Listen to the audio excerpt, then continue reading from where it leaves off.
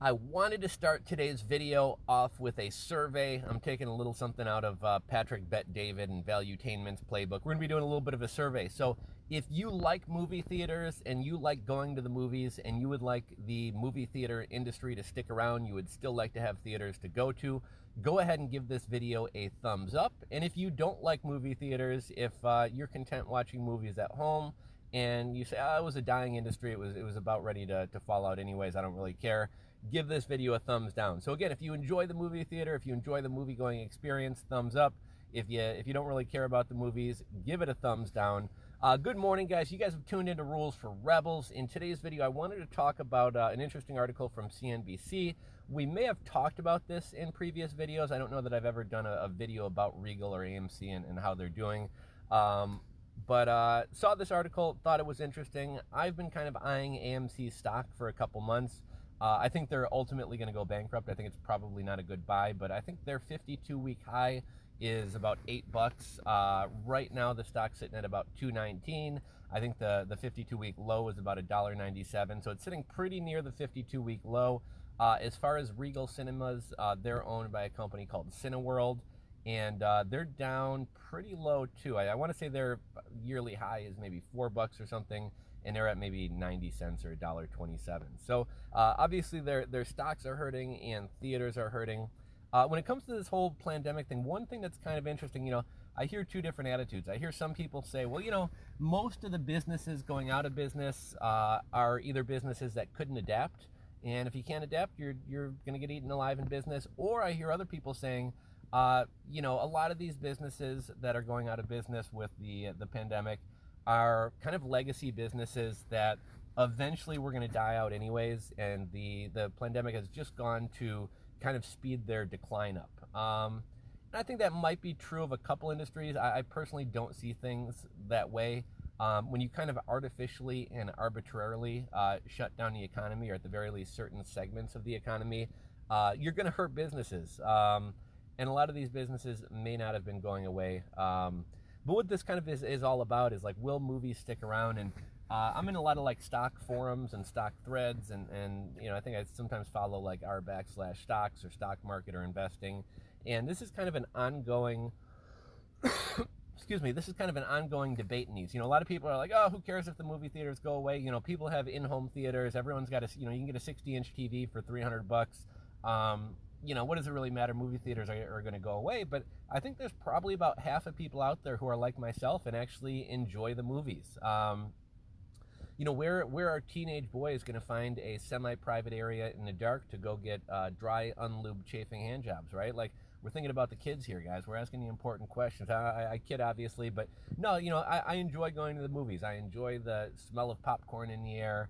I like getting out of the house and going, and I realize movies aren't like super social. You're not talking in them, but I enjoy going out with friends and seeing a movie. And now the movie theaters have comfortable seats, and you can get a cocktail while you're in there. I enjoy going out to the movies with friends and going and grabbing dinner or something like that. I enjoy the social aspect of it. I enjoy the smell of popcorn in the air. I don't really eat a lot of junk food, and I'm somewhat health conscious. But the movies is the one place that I might get some greasy popcorn or some candy. I just enjoy the entire experience.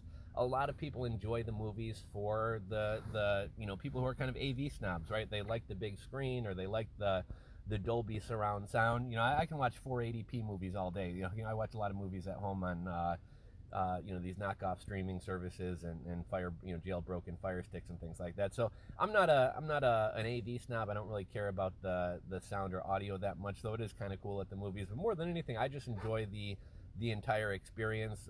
What's going on right now is kind of interesting in that I feel like most smaller theaters and independently owned theaters had already gone away.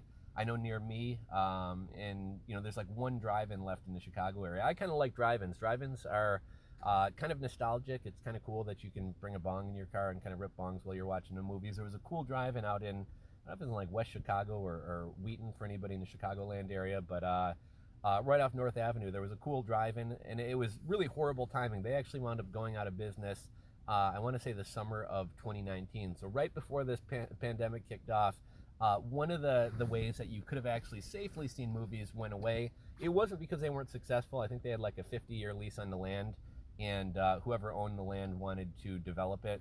So they didn't wind up renewing the drive-in's lease. The drive-in wound up going under, and ultimately, I think they weren't able to get the zoning done to sell the land how they wanted. So now there's, especially with the pandemic going on too, there's talk of bringing that movie theater back. There was one other chain of smaller, or I don't know if you want to call it independently, but at the very least a smaller chain of movie theaters called Classic Cinemas, kind of, I think a couple in Chicago and throughout the Chicagoland area.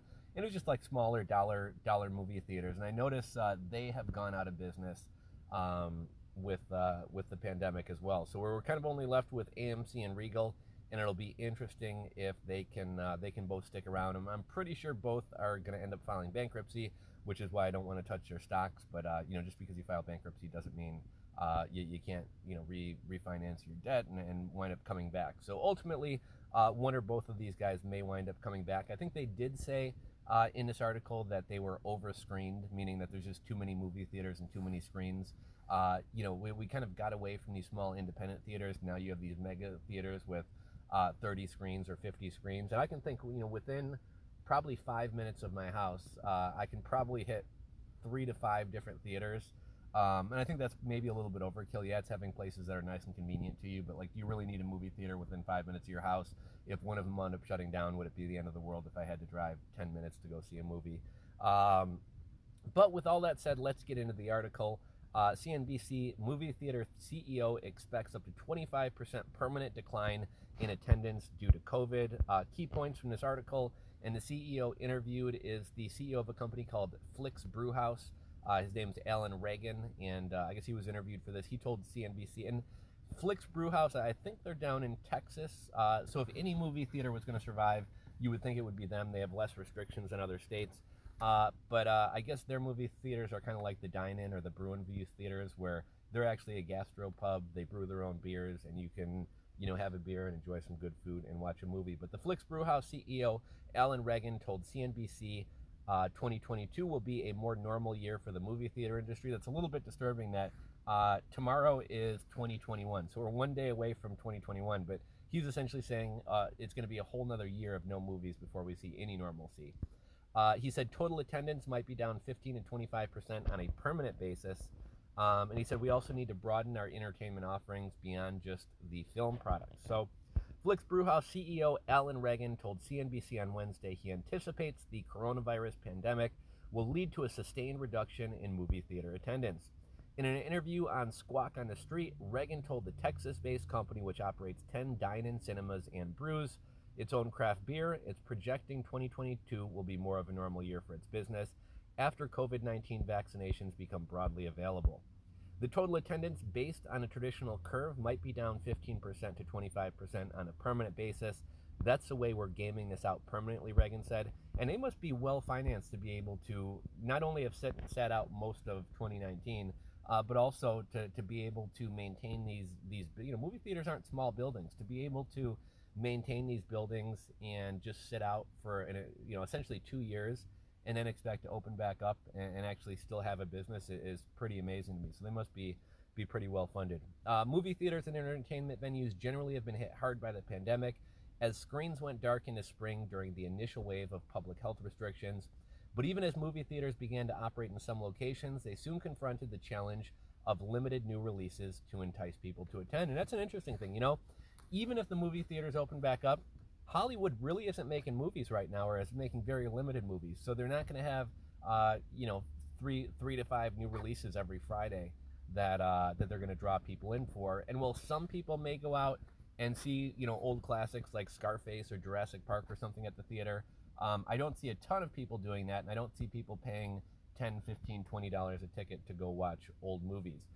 Movie theaters and here's another interesting thing. I thought this was interesting. So California has very, very stringent lockdowns.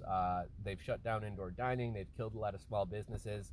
And I saw a headline recently that they were politely asking and urging Hollywood to consider stop filming, because things are so dire in California right now. Oh my gosh, the sky is falling.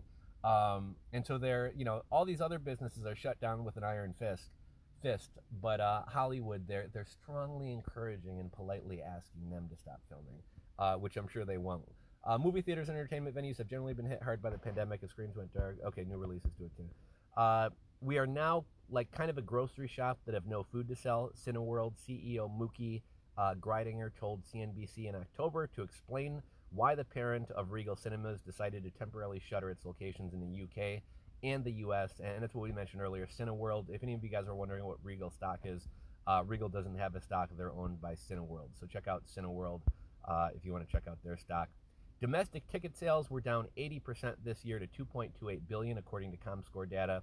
In 2019, for comparison, ticket sales were 11.4 billion, the second best total ever. And a lot of people say, oh, well, the movie theater industry was kind of dying already.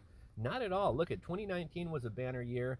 I know theaters for a while were kind of struggling to make money, but once they put in those leather recliners and started serving, drinks and real food and meals and dinners at the theaters, which is how they've kind of always made their money anyways, they kind of found a new way to monetize. They were able to shift their business, and movie theaters were actually doing pretty well going into the pandemic prior to all this happening. Flick's Brewhouse, which opened its first locations in 2011, said revenues in 2020 were down by over 90% year over year. All its locations are currently closed, Reagan said. The company tapped into the Paycheck Protection Program earlier this year. Now it will lean on the aid earmarked in the last $900 billion coronavirus relief package for independent music venues and theaters. We're looking at this funding as a means that enables us to go forward so that we're paying next August's rent, not last August's rent, Reagan said. The acceleration of digital streaming during the pandemic has some people wondering what the long-term movie theater landscape will look like, and Reagan acknowledged that it will be altered. Now, I don't think the movie theater industry can survive without getting exclusive releases for, 90 days or 6 months or whatever it is. So that'll be interesting to see if they continue releasing movies direct to streaming, directly to Amazon and things like that, or if once all this is over, if it's ever over, will we go back to kind of the traditional way that industry operated? We're hoping that the industry, which is a little bit overscreened right now, that's what we were talking about, the overscreening, now loses screens due to some natural attrition. I don't think anybody is going to be head over heels building new theaters right now, said Reagan. We also need to broaden our entertainment offerings beyond just offering a film product. However, he contended people's desire to experience in-person entertainment, whether it be a movie or an alternative, will remain. Flick's Brewhouse, with its theater, food, and beer offerings, has an opportunity to stand out, Reagan said. We're actually a brew pub, a gastropub that shows movies, and we think we've got a pretty good shot at surviving, Reagan said. You can get any sporting event that you want in your living room all weekend long, but we still have a sports bar. We still have Buffalo Wild Wings and all kinds of sports bar concepts for the same reason. People want to get out and they want to have somebody to take care of them. They want a little bit of entertainment. So curious what you guys hear about this story. Again, if you didn't vote at the beginning, if you want movie theaters to stick around, if you enjoy the movie-going experience and getting out of the house, give this video a thumbs up. If you don't really care, give this video a thumbs down. I'm curious to see how you guys weigh in on this. And let me know what you guys think about this story. Will Regal and AMC survive? Will they wind up going bankrupt? Are any of you guys buying their stock?